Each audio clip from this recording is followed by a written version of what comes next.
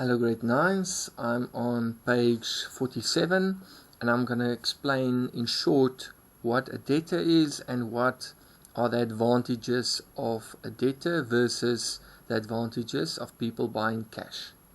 Okay, so if somebody buys on credit and they don't have the money now, they buy from a business and then the business sees them as debtors, or it will also be seen as an asset, because those people must pay back the money at a later stage.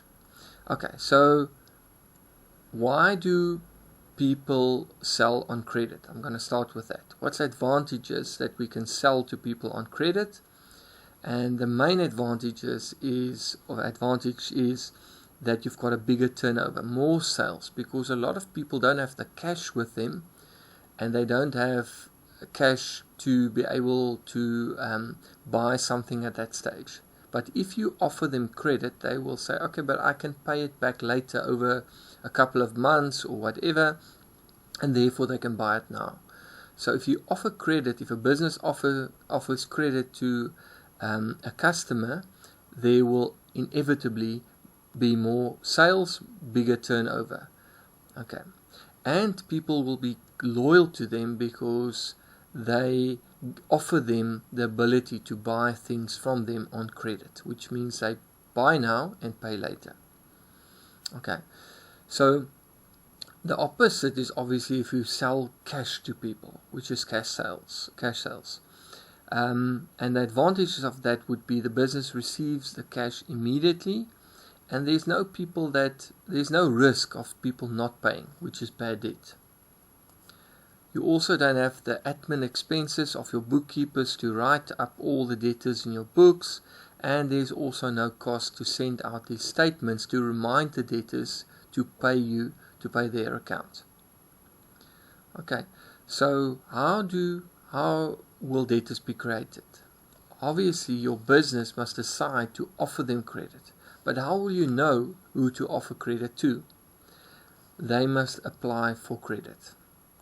Because some people will buy from you and never pay it if you don't check what is their paying history, and that you will do by doing a credit or by getting a credit application from them, where they give all their full details, ID numbers, etc., and all their bank statements and so forth. What then happens, it goes into a database, and then the credit bureau will send you a report which states that this is a good